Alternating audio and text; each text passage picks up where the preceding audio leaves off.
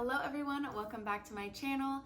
My name is Alexa and today I'm doing my February reading wrap up. Now last month I read 6 books and I specifically said that I wanted to read more books in February even though it was a shorter month, and I actually achieved that goal. I read 8 books this month. So we are just gonna go ahead and get into it.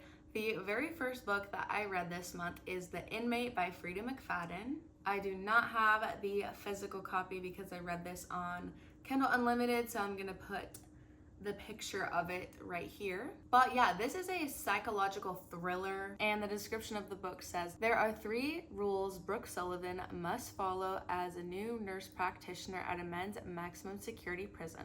Treat all prisoners with respect, never reveal any personal information, and never ever become too friendly with the inmates. But none of the staff at the prison knows Brooke has already broken the rules. Nobody knows about her inmate connection to Shane Nelson, one of the penitentiary's most notorious and dangerous inmates. And they certainly don't know that Shane was Brooke's high school sweetheart, the star quarterback who is now spending the rest of his life in prison for a series of grisly murders. Or that Brooke's testimony was what put him in there, but Shane knows and he will never forget. Okay, so that is the first book that I read this month, and I honestly really liked this book. This is only the second Freida McFadden book that I have read.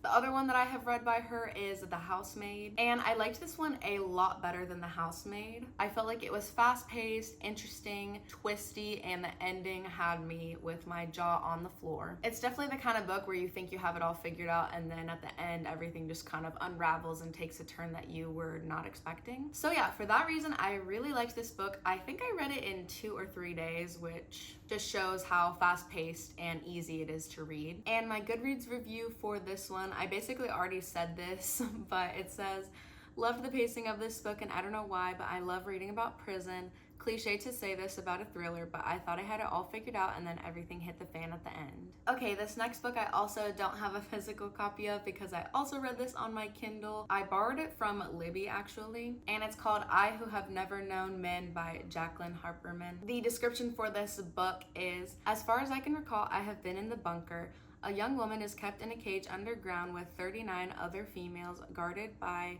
armed men who never speak, her crimes unremembered, if indeed there were crimes.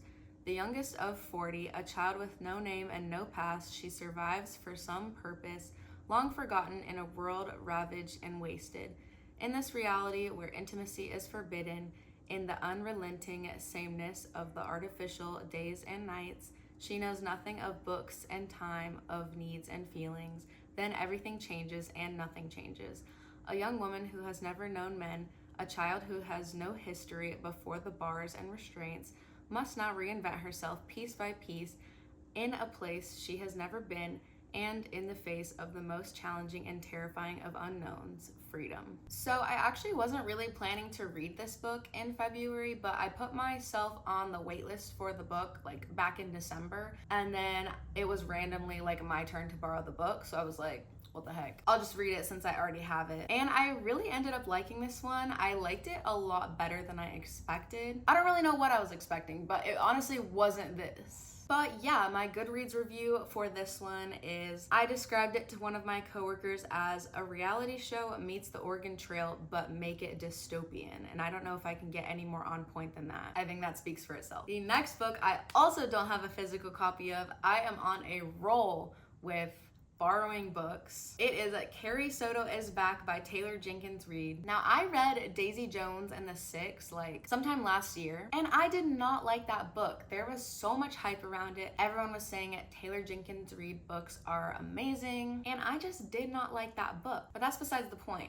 The other Jenkins Reid book that I read before this one was Malibu Rising, and I did like that book okay, but at the same time, it just didn't turn my insides out. It didn't rock my world, nothing like that. It was good, but I don't really think about it ever. But this book, oh my gosh. It's possible that I really liked this book because I grew up playing sports, and while my life is truly nothing like Carrie Soto's life. I feel like I was able to connect with the sports aspect of this book, and maybe that's why I liked it so much. I never played tennis, I played softball and I ran, but even though this wasn't about a sport that I played, I still feel like I could relate to a lot of aspects in this book. Seriously, if you are remotely interested in sports, you need to read this book because I think you will love it. And I've even heard people that don't like sports or didn't play sports reading this book and really liking it still. Probably not to the level that I do, but it's a good read. Like, it's really interesting, fast-paced, and like the characters, I like connected with them so much. Also, this is my first audiobook of the year. I am not subscribed to any type of audiobook service. However, I recently learned that Spotify has 15 hours of free listening time to audiobooks for Spotify members. However, I'm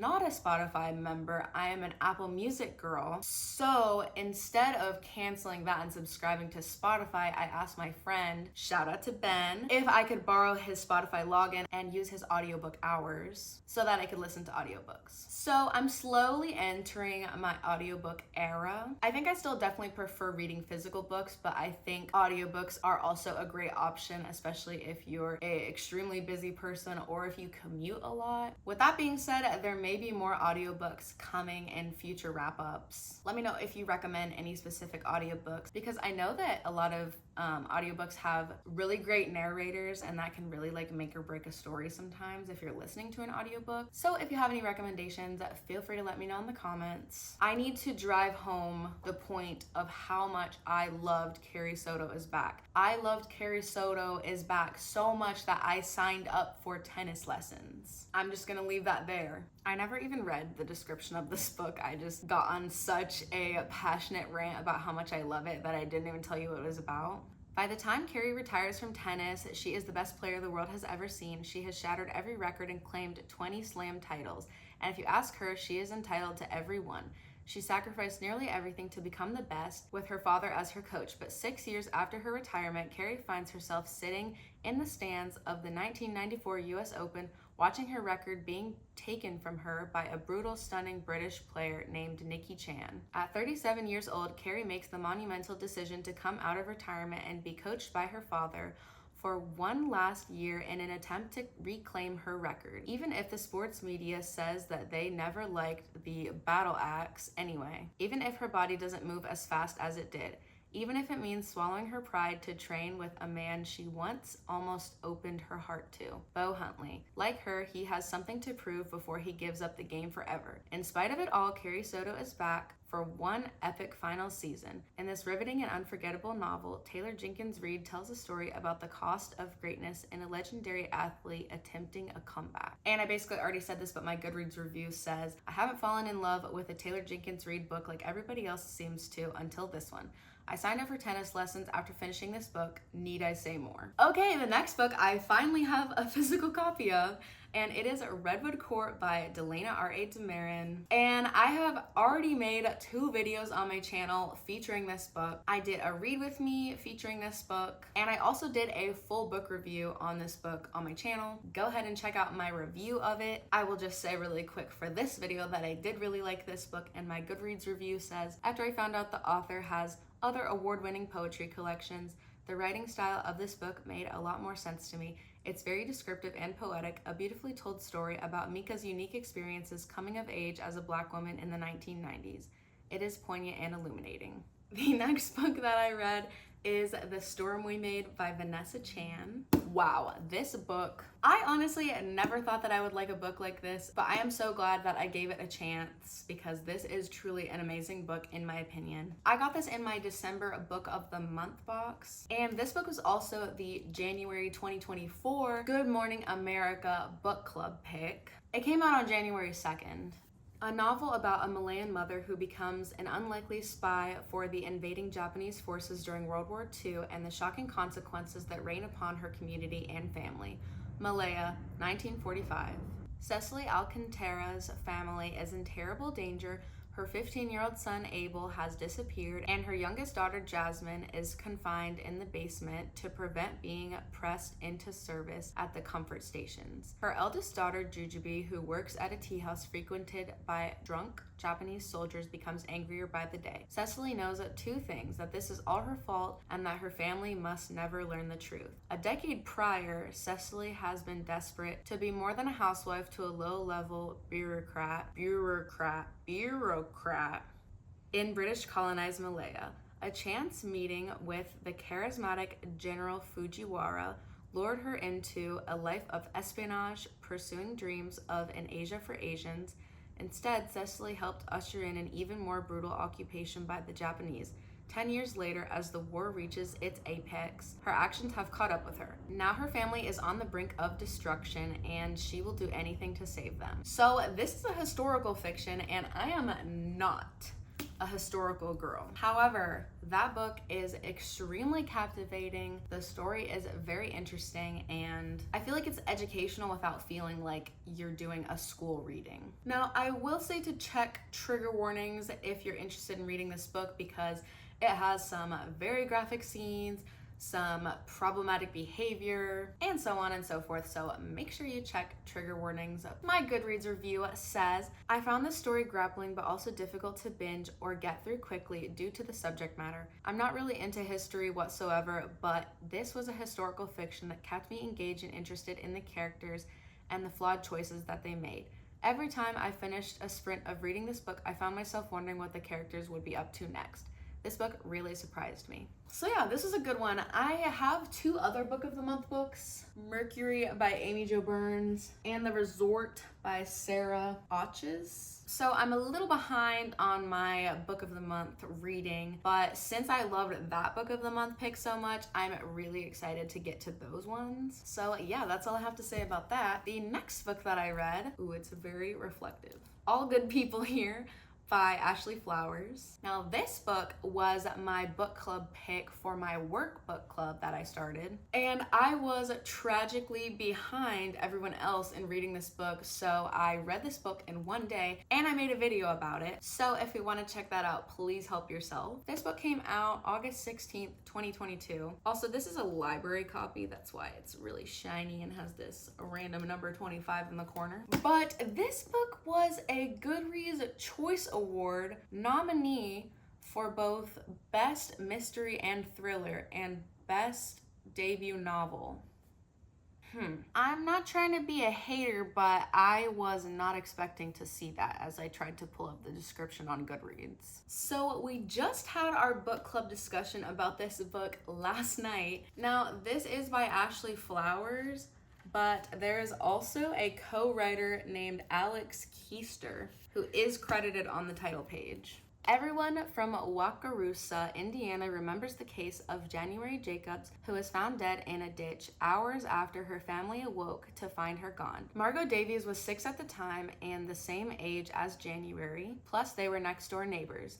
In the 20 years since, Margot has grown up, moved away, and become a big city journalist, but she's always been haunted by the fear that it could have been her. And the worst part is, January's killer has never been brought to justice. When Margot returns home to help care for her sick uncle, it feels like walking into a time capsule. Wakarusa is exactly how she remembered, genial, stifled, and secretive. Then, news breaks about 5-year-old Natalie Clark from the next town over, who's gone missing under eerily similar circumstances. With all the old feelings rushing back, Margot vows to find Natalie and solve January's murder once and for all. But the police, the family, and the townspeople, they all seem to be hiding something. And the deeper Margot digs into Natalie's disappearance, the more resistance she encounters and the colder January's case feels. Could the killer still be out there? Could it be the same person who kidnapped Natalie? And what will it cost to finally discover what truly happened that night? This book was bingeable, easy to follow, and not overly complex. However, it left much to be desired, and the ending had me smacking this book over my head. And not in a good way. In a I wish I never read this epilogue kind of way. I was gonna read my Goodreads review of this, but I see that I wrote I read this in one day, so I need to let my thoughts sink in before I rate/review. My thoughts have sunken in, and this book irritated the crap out of me. I think it's too simple. It lacks a lot of description, details, and any sort of suspense or paranoia that I feel like most thrillers I read have. I don't know. This book just irritated me, but it wasn't a bad book. Even though the next book I'm about to show you is also 3 stars, I think this one mentally is the lowest rated book of the month and probably also my least favorite book of the month. Alright, the next book that I read is House of Lies and Sorrow by Emily Blackwood. Now, first of all, the title of this book really got me confused because I saw this book all over TikTok. It was on my TikTok page every single day that I logged onto TikTok. And I was like, I have this book. And I pick up House of Salt and Sorrows. House of Lies and Sorrow, House of Salt and Sorrow. I was confused. I know that there's different words in the title, but they are so similar that I got very confused because I thought that I had this book and I was like, oh, I'm gonna read it. And then I was like, I don't have it. But the reason that I don't have it is because it's on Kindle Unlimited for free. So anyways, all that to say that I read this on Kindle Unlimited, and this is what the book is about. Jade Farrell will die tomorrow. Her fate was decided years ago when her useless father made a deal with the greedy Fae King to save his own life. Now she is being sent to marry one of the 5 ruthless Fae princesses. The only problem is that she is not the first human to marry a Fae prince, and like every human wife before her, Jade is going to be killed before she can find a way out. Malachi Wayland is the heir to the Fae throne. It's the reason his brothers have despised him all those years, and it's the reason his father is adamant on finding him a human wife. Malachi has one job, and that is to unite the Fae and human lands, but Malachi has a secret, and it's one that gives him his rightful name amongst both the human and Fae lands. The Prince of Shadows. Jade and Malachi are faced with life or death challenges as Jade is thrown into Malachi's world. Will she die just like every other wife before her, or will Malachi, the same Fae who is feared across all of Roeth, be the one to save her life? So this is a fantasy book, if you didn't gather that from the description. I believe it's also a YA book, so it's a very simple, easy to follow, minimal world building, simple magic system. It's not bad for a book that I saw all over my TikTok page. There's 5 books in the series, and unfortunately something came over me and I purchased all the rest of the books. So those are coming in the mail. You may see it in a future video. You may see it in multiple future videos. But yeah, I mean, I'm gonna continue reading this book. I found it interesting enough to continue the series, but by no means is it like a 5-star series. My Goodreads review says, I found this book quite boring until about 60%, and then an interesting plot point was introduced, but then I understood this wasn't really going to be executed until hopefully the next book. So I will keep reading these, mainly because I accidentally ordered all 5 of them before even finishing this one, just because I feel like it. I keep seeing people comparing this to A Court of Thorns and Roses, but I haven't read it, so I can't comment on the likeness of this book versus that book. That's my thoughts on A House of Lies and Sorrow. And now I kind of want to read A House of Salt and Sorrows. All right, guys. The last book that I read in February is Powerless by Lauren Roberts. This is a chunky book. It is 494 pages. This is also the Barnes & Noble exclusive edition, and it has 3 bonus chapters at the end. But despite that, I loved this book. Only the extraordinary belong in the kingdom of Elia, the exceptional, the elites.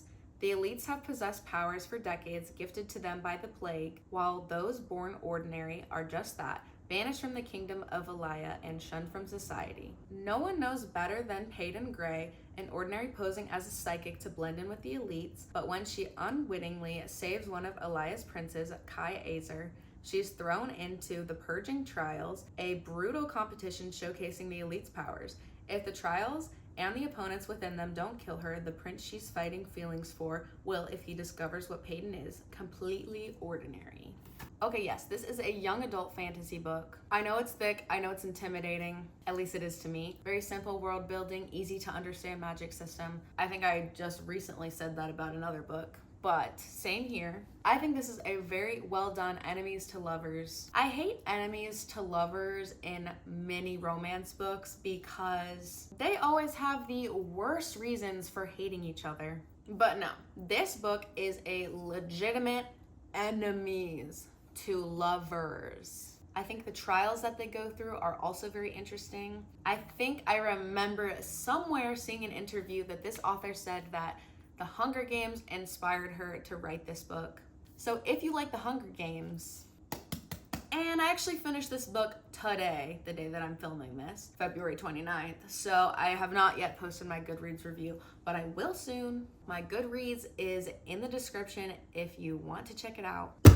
But yeah, that is my last book for February. I know that I said this last month, but I am hoping to read even more books next month. I don't think I can keep up this pattern all year, but in January I read 6 books. In February I read 8 books. Can I read 10 books in March? Who knows, but I'm hopeful. With that being said, that is going to be all for today's video. I want to say thank you so much for watching. If you like this video, make sure to give it a like, make sure to follow me on Instagram, and make sure to leave a comment down below and let me know anything you want to let me know. Make sure that you're subscribed so that you can see more videos from me in the future. And for now, that is all. I will see you guys in my next video. Bye!